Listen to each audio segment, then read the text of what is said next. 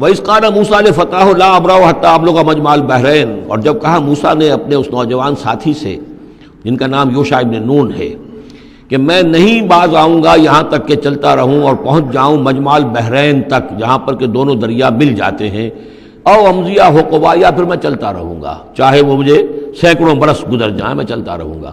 بتایا گیا تھا مجمع البحرین پر وہ ملے گا، اور خاص نشانی اس کی بتا دی گئی تھی کہ ہمارا وہ بندہ وہاں ملے گا تمہیں۔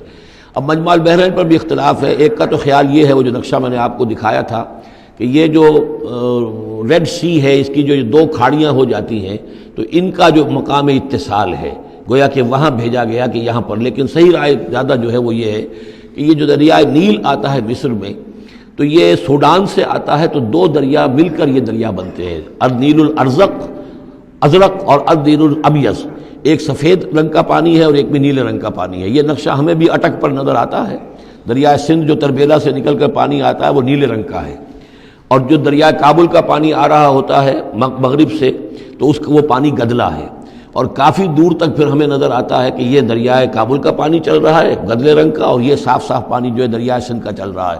تو اسی طرح کا معاملہ وہاں پر ہے، نیل جو ہے نیلا نیل اور سفید نیل، النیل الازرق اور النیل الابیض، وہاں پر پہنچے ہیں کہیں، یہ یوں سمجھیے خرطوم کے آس پاس، کہ میں اب چلتا جاؤں گا۔ فلما بلغا مجمع بینہما، جب یہ پہنچ گئے اس دونوں دریاؤں کے ملنے کی جگہ پر، نسیا حوتہما، یہ بتا دیا گیا تھا کہ ایک جو مچھلی ہے تل کر اس کو ساتھ لے لینا تاکہ تمہارے وہ غذا کا کام بھی دے گی، اور اسی کو نشانی بنانا تھا اللہ نے بتانے کے لیے کہ کس جگہ پر وہ اس شخص سے ملاقات ہوگی۔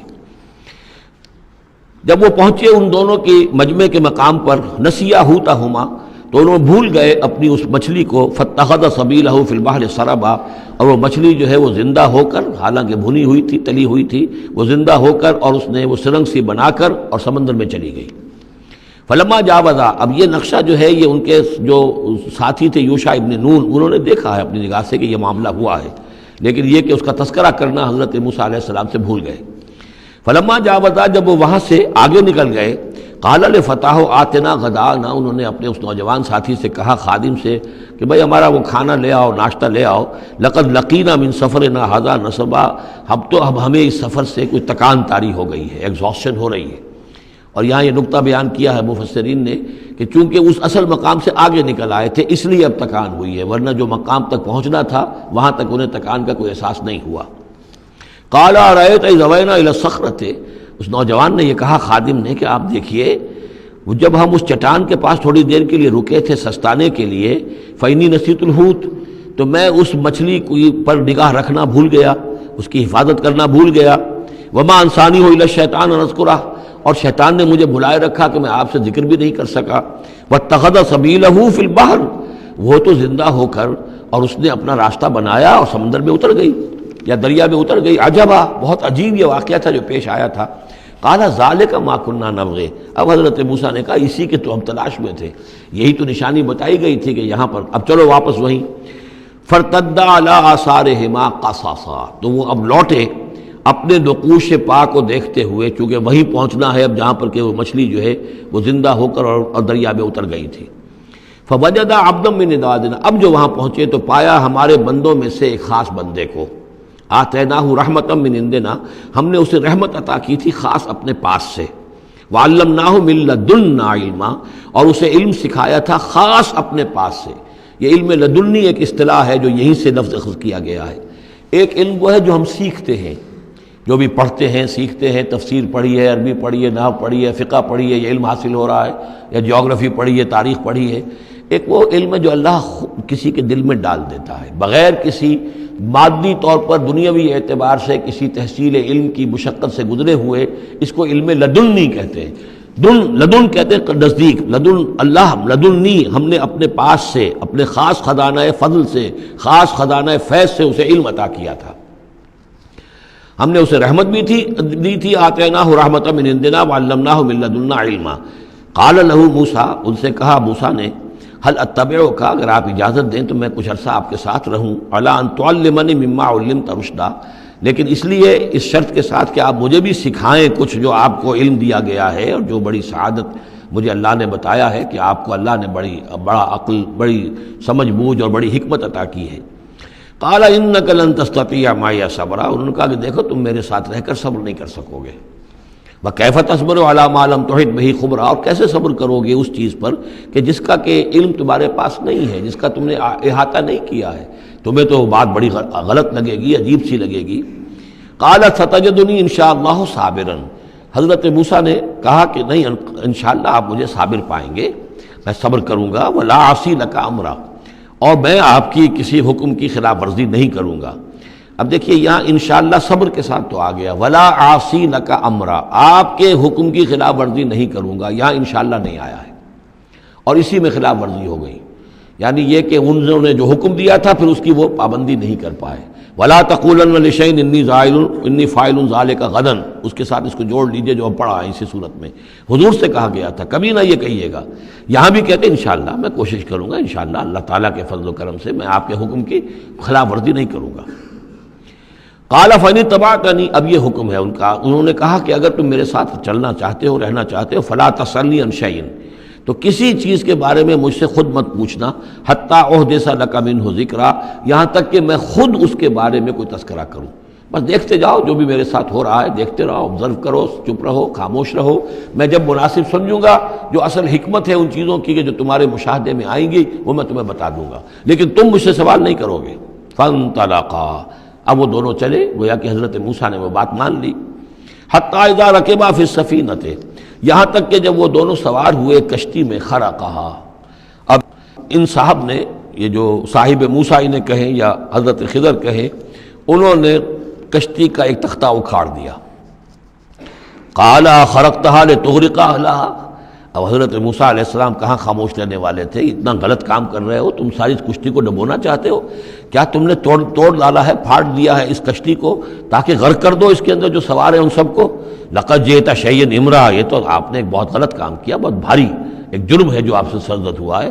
قال الم اقل انک لن تستطیع معی صبرا، انہوں نے کہا کیا میں نے نہیں کہا تھا کہ تم میرے ساتھ صبر نہیں کر سکو گے. تو اصل بات سمجھ لیجئے وہ کیا ہے کہ دنیا میں جو ظاہر میں کوئی عمل ہو رہا ہوتا ہے ہم اس کو دیکھتے ہیں، اس کے پیچھے اللہ کی کیا مشیت کام کر رہی ہے وہ ہمیں نظر نہیں آتی. بظاہر کوئی شے ہمارے لیے بری ہے، اس کے پیچھے کوئی خیر آ رہا ہے، ہم اس بری چیز کو برا سمجھ کر اور وہ ہم جو ہے نالا و شیون کا معاملہ اختیار کر لیتے ہیں. عسیٰ ان تکرہوا شیئا وہو خیر لکم وعسیٰ ان تحبوا شیئا وہو شر لکم واللہ یعلم وانتم لا تعلمون. یہ ہے اصل میں وہ بات کہ جو سورہ بقرہ میں ہم نے پڑھی تھی. ہو سکتا ہے تم کسی چیز کو برا سمجھو جبکہ حقیقت میں وہ تمہارے لیے بہتر ہو، اور ہو سکتا ہے کہ تم کسی چیز کو اچھا سمجھو، حقیقت میں تمہارے لیے وہ مضر ہو. اللہ جانتا تم نہیں جانتے. تو تفویض الامر ہونا چاہیے اللہ کی طرف، اے اللہ جو تجھے میرے لیے پسند ہے.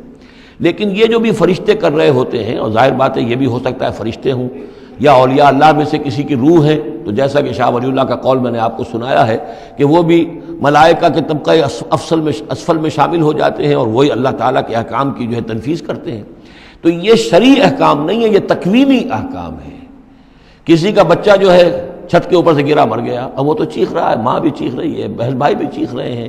اب کیا پتا کہ یہ بچہ جو ہے اگر بڑا ہو جاتا تو یہ ماں باپ کے لیے سوہان روح ہوتا. اللہ نے ان کے لیے خیر کیا ہے کہ اس بچے کو اس وقت لے لیا ہے، لیکن انہیں تو پتہ نہیں کہ آئندہ کیا ہونا تھا. تو ہم ظاہر کو دیکھ کر جو ہے گھبرا جاتے ہیں اور اس کو اپنے لیے برا سمجھ بیٹھتے ہیں، جبکہ اللہ تعالیٰ کی بیدک الخیر، اللہ کے ہاتھ میں خیر ہی خیر ہے. لیکن ہماری شارٹ سائٹڈنس ہے کہ جس کی وجہ سے ہم چیزوں کو کسی اور رنگ میں لے رہے ہیں. اس کے لیے یہ 3 واقعات ہیں کہ جو انہوں نے دکھائے گئے. قال لا تؤاخذنی بما نسیت ولا ترهقنی من امری عسرا، تو انہوں نے کہا، حضرت موسیٰ نے عرض کیا لا تؤاخذنی بما نسیت، مجھ سے مواخذہ نہ کیجئے اس پر کہ میں بھول گیا کہ میں نے آپ سے وعدہ کیا تھا کہ میں آپ سے کوئی سوال نہیں کروں گا. ولا ترهقنی من امری عسرا، اور نہ دباؤ ڈالیے مجھ پر میرے معاملے میں کچھ زیادہ سختی نہ کیجئے. ایسا نہ ہو کہ ایک ہی دفعہ کی میری غلطی کے اوپر کہتے ہیں جاؤ اب یہاں سے، بلکہ ذرا یہ نرمی کیجئے. فانطلقا، پھر چلے دونوں. حتی اذا لقیا غلاما قتلہ، جب ایک نوجوان سے ملاقات ہوئی اس نے قتل کر دیا اس کو، حضرت خضر نے. قال قتلت نفسا زکیۃ بغیر نفس، حضرت موسیٰ علیہ السلام پھر بولے یہ کیا کیا آپ نے؟ ایک بے گناہ جان کو آپ نے قتل کر دیا اس کے بغیر کہ اس نے کسی کا خون بہایا ہو. لقد جئت شیئا نکرا، یہ تو آپ نے بہت ہی نامعقول حرکت کی ہے. قال علم انک لن تستطیع معی صبرا، اب انہوں نے بھی ذرا ڈانٹ کے انداز میں کہا الم اقل لک، کیا میں نے نہیں کہا تھا تم سے کہ تم میرے ساتھ صبر نہیں کر سکو گے؟ قال ان سألتک عن شیء بعدها فلا تصاحبنی، حضرت موسیٰ نے عرض کیا کہ اچھا ٹھیک ہے، اب اگر تیسری مرتبہ مجھ سے غلطی ہو جائے، دوسری مرتبہ اور مجھے معافی دے دیں، اگر اب میں اس کے بعد کوئی آپ سے سوال کروں تو پھر ٹھیک ہے، آپ مجھے اپنے ساتھ نہ رکھیے گا، فلا تصاحبنی، پھر یہ کہ میں اپنا راستہ لے لوں گا۔ قد بلغت من لدنی عذرا، میری جانب سے آپ نے جو ہے حجت قائم کر دی ہے، اور آپ عذر جو ہے اب آپ کر سکتے ہیں کہ آپ مجھے اپنے ساتھ نہ رکھیں، یعنی خطا میری ہے۔ فانطلقا، پھر چلے، حتی اذا اتیا اہل قریۃ استطعما اہلہا، اور جب یہاں تک کہ وہ پہنچے ایک بستی والوں کے پاس، وہاں انہوں نے ان سے چاہا کہ وہ انہیں کھانا کھلائیں، مسافر جیسے ہوتے ہیں کہ بھائی ہم لوگ آئے ہیں، مسافر ہیں، آپ کی بستی میں آئے ہیں تو ہمیں کھانا کھلائیے۔ فابوا ان یضیفوہما، تو وہاں کی بستی والوں نے، وہ ایسے کچھ کٹھور اور شقی لوگ تھے، انکار کر دیا ان کی ضیافت سے، انہیں کچھ کھانے کو نہیں دیا۔ فوجدا فیہا جدارا، وہاں انہوں نے دیکھا ایک دیوار، یرید ان ینقضہ، کہ بالکل گرنے کو ہے، ٹوٹنے کو ہے، گرنے کو ہے۔ فاقامہ، تو وہ حضرت خضر نے اس کو سیدھا کر دیا، بنا دیا اور سیدھا کر دیا، مضبوط کر دیا۔ قال لو شئت لاتخذت علیہ اجرا، تو حضرت موسیٰ نے پھر کہا کہ اگر آپ چاہتے، یہ اتنے ناہنجار لوگ، انہوں نے مسافروں کو کھانا تک نہیں دیا، اور آپ نے بغیر مزدوری لیے ہوئے ان کا کام کر دیا، ان کی دیوار سیدھی کر دی۔ لو شئت لاتخذت علیہ اجرا، آپ اس پر اجرت طلب کرتے ان سے، اور یہ جو اجرت سے جو ہے بہرحال ہم جو ہے کچھ نہ کچھ کھاتے پیتے۔ قال ھذا فراق بینی و بینک، کہ بس یہ اب میرے اور آپ کے درمیان اب علیحدگی کا وقت ہے۔ سأنبئک بتأویل ما لم تستطع علیہ صبرا، اب میں تمہیں بتائے دیتا ہوں اصل راز اور حقیقت ان چیزوں کا جس پر کہ آپ صبر نہ کر سکے۔ اما السفینہ، جہاں تک اس کشتی کا معاملہ ہے، فکانت لمساکین یعملون فی البحر، تو یہ ان مزدوروں کی ملکیت تھی کہ جو دریا میں محنت کرتے ہیں، جیسے کشتی ہے ادھر سے ادھر اتار دیا، دو پیسے لے لیے، ایک پیسہ لے لیا، یہ مزدوری کر رہے ہیں، ان کے لیے گویا کہ کمائی کا اور ان کی معاش کا یہی ذریعہ ہے۔ فاردت ان اعیبھا، میں نے یہ چاہا کہ اس کو عیب دار کر دوں۔ وکان وراءہم ملک یاخذ کل سفینۃ غصبا، جبکہ آگے جو ہے ایک بادشاہ تھا، حاکم تھا، جو ہر کشتی کو کہ جو ثابت و سالم ہے اسے وہ غصب کر رہا ہے، اس کو جو ہے کنفسکیٹ کر رہا ہے، جیسے آج کل بھی ہوتا ہے ہمارے ہاں، وہ ویگنز جو ہیں وہ پولیس والے روک لیتے ہیں، تو اسی طریقے سے وہ جو ہے قبضہ کر رہا ہے ان پر۔ یاخذ کل سفینۃ غصبا، اب وہ دیکھے گا کہ یہ تو ٹوٹی بھی کشتی چھوڑ دے گا، تو کشتی میں ایک تختہ لگا لینا تو آسان کام ہے، پوری تختی جا رہی تھی، تو میں نے ایک تختہ جو ان کا جو ہے توڑ دیا ہے، تاکہ اسے ناقص سمجھ کر وہ بادشاہ جو ہے اسے ریجیکٹ کر دے، اس کشتی کو نہ لے، تو ان مزدوروں کی پوری کشتی بچ جائے۔ ایک تختہ توڑنے سے تختی بچتی ہے، اور یہ سالم رہتی تختی تو پوری کشتی جا رہی تھی۔ تو میں نے ان کے خیر کے لیے کیا ہے، جس کو تم نے یہ سمجھا کہ شاید میں لوگوں کو ہلاک کرنے کے لیے میں نے یہ قدم اٹھایا ہے۔ وَأَمَّا الْغُلَامُ، اور جہاں تک اس لڑکے کا معاملہ ہے، نوجوان کا، فَكَانَ أَبَوَاهُ مُؤْمِنَيْنِ، اس کے والدین بڑے نیک اور صالح ہیں، والدین دونوں کے دونوں۔ فَخَشِينَا أَن يُرْهِقَهُمَا طُغْيَانًا وَكُفْرًا، اب ظاہر بات ہے کہ حضرت خضر کو معلوم ہوگا کہ اس کے جینز اچھے نہیں ہیں، بڑے شرارتی قسم کے جین اس کے اندر ہیں، اور یہ جب جوان ہوگا تو یہ آوارہ ہو کر اٹھے گا اور بہت سخت ہوگا، اور اپنے والدین کے لیے سوہان روح بن جائے گا۔ یرہقہما طغیانا و کفرا، ناشکری اور زبردستی کر کے ان کو عاجز کرے گا، ستائے گا۔ فاردنا یبدلہما ربہما خیرا منہ زکاۃ واقرب رحما، تو ہم نے یہ چاہا کہ ان کا رب ان کے لیے بدل دے، اس سے بہتر اولاد اسے دے، بیٹا دے دے کہ جو اس کے لیے پاکیزگی میں بھی اور شفقت اور رحمت میں بھی اس سے بہتر ہو، جو ان کے لیے بڑھاپے میں سہارا بن سکے۔ تو ہم نے صرف یہ کیا ہے کہ یہ بچہ جو ہے وہ یہ ساری چیزیں جو اللہ کے حکم سے میں کر رہا ہوں، یہ گویا کہ تکوینی امور ہیں جو ہو رہے ہیں، یہ تشریعی امور نہیں ہے، تم شریعت کے حوالے سے دیکھ رہے ہو، اور میں یہ تکوینی معاملات کر رہا ہوں اللہ کے حکم کے مطابق۔ اور یہ در حقیقت رحمت ہے، جس کو کہ لوگوں نے یہ سمجھا ہوگا، جن کا بچہ جو والدین کا فوت ہو گیا تو ان کے اوپر تو پہاڑ ٹوٹ پڑا ہوگا غم کا، لیکن اصل میں اللہ تعالیٰ نے یہ ان کے خیر کے لیے کیا۔ وَأَمَّا الْجِدَارُ، اور جہاں تک اس دیوار کا معاملہ ہے، فَكَانَ لِغُلَامَيْنِ يَتِيمَيْنِ فِي الْمَدِينَةِ، تو یہ دو غلام لڑکوں کی دیوار ہے جو شہر میں رہتے ہیں۔ وَكَانَ تَحْتَهُ كَنْزٌ لَهُمَا، اور اس دیوار کی جڑ میں ان کے لیے ایک دفینہ ہے۔ وَكَانَ أَبُوهُمَا صَالِحًا، اور ان کا باپ جو ہے وہ بہت نیک آدمی تھا، باپ نیک تھا، عین وہ جو سمجھئے کہ کسی جوانی میں یا کوئی وقت جو ہے وہ اس کی موت کا وقت آ گیا، بچے چھوٹے چھوٹے تھے، اس نے کچھ اپنی پونجی جو ہے گھر کے اندر ایک دیوار کی جڑ کے اندر، بنیاد کے اندر دفن کر دی، یہ بڑے ہو جائیں بچے یہ نکال لیں۔ اب چونکہ وہ نیک تھا لہذا اللہ تعالیٰ کی طرف سے اس کا اہتمام ہو رہا ہے۔ دیوار اگر اس وقت گر گئی ہوتی تو یہ خزانہ ظاہر ہو جاتا، اور ابھی وہ بچے جو ہیں وہ چھوٹے ہیں، تو لہذا یہ لوگ جو ہیں بستی والے کتنے ناہنجار ہیں جنہوں نے ہمیں کھانے کو نہیں دیا ہے، وہ کیا یتیموں کے اس مال کا لحاظ کریں گے؟ وہ سارا کا سارا اس مال کو قبضہ کر لیں گے۔ تو میں نے وہ دیوار بنا دی ہے۔ کان ابوہما صالحا، ان کا باپ بہت نیک آدمی تھا۔ فاراد ربک یبلغ اشدہما، تو آپ کے رب کا یہ فیصلہ ہوا کہ یہ دونوں بچے جو ہیں اپنی پوری جوانی کو، پختگی کو، بلوغت کو پہنچ جائیں، ویستخرجا کنزہما، اور پھر وہ اپنا خزانہ نکال لیں۔ رحمتا من ربک، یہ تینوں امور آپ کے رب کی رحمت کا منظر ہے۔ بظاہر جو بھی نظر آ رہا ہے، تو دنیا میں جو حالات و واقعات ہو رہے ہیں یہ حقیقت دنیا کے اعتبار سے ہم اس کے ظاہر کو دیکھتے ہیں، اور ظاہر کے حوالے سے ہی دل گرفتہ ہو گئے، رنجیدہ ہو گئے، نقصان ہو گیا، یہ ہو گیا۔ ہاں اے فلک پیر جواں تھا ابھی عارف، کیا تیرا بگڑتا جو نہ مرتا کوئی دن اور، مرثیوں پر مرثیے کہے جا رہے ہیں، یہ سب کچھ ہوتا ہے، لیکن یہ کہ یہ پتہ نہیں ہوتا کہ اللہ تعالیٰ کی طرف سے جو بھی ہے وہ خیر ہے، اسی میں بھلائی ہے۔ تو بندہ مومن کا کام کیا ہے؟ تفویض الامر الی اللہ، اپنے معاملات کو اللہ کے حوالے کر دے، راضی برضائے رب، جو اللہ کی طرف سے آیا کہ ہر ساقی ماریخت عین الطافست، رحمتا من ربک، یہ سب کچھ رحمت تھا، رحمت ہے آپ کے رب کی طرف سے۔ وما فعلتہ عن امری، یہ میں نے اپنے جی سے نہیں کیا ہے، میرا فیصلہ نہیں ہے۔ یعنی یہ جو بھی تھے، چاہے فرشتے تھے اور چاہے کوئی نیک انسان ہے جنہیں اللہ نے بہت لمبی زندگی دے دی ہے، چاہے یہ کوئی روح ہے کہ جو انسانی شکل میں پھر آ گئی ہے، کہ جو اللہ تعالیٰ نے کسی ولی اللہ کی روح کو جو ہے وہ طویل زندگی دے رکھی ہے، کوئی بھی ہے، اس سے کوئی فرق واقع نہیں ہوتا، لیکن یہ کہ وہ در حقیقت کارکنان قضاء و قدر کی فوج میں ریکروٹ ہو گئے۔ وہ جو فیصلے کر رہے ہیں، جس کی تنفیذ کر رہے ہیں، اس کا شریعت سے تعلق نہیں ہے، وہ تکوینی امور ہے اللہ تعالیٰ کے۔ ذالک تعویل ما لم تستطع علیہ صبرا، یہ ہے تعویل، یہ ہے اصل حقیقت، یہ ہے اصل راز ان چیزوں کا جس پر کہ اے موسیٰ تم صبر نہ کر پائے۔ اب اس کے بعد جو ایک رکوع میں واقعہ آ رہا ہے ذوالقرنین کا، تو جو بھی 1-2 منٹ ہمارے پاس ہے اس میں میں تھوڑی سی تمہید بیان کیے دیتا ہوں کہ تو ایک سوال یہ بھی تھا کہ ذوالقرنین کون ہے؟ یہ کون ہے؟ یہ سمجھیے کہ اس صدی تک، تقریباً 1300 برس تک ہمارے مفسرین ان کے علم میں نہیں تھا کہ کوئی اتنا بڑا بادشاہ رہا ہو جتنا بڑے بادشاہ کا ذکر ابھی ذوالقرنین کے حوالے سے آئے گا۔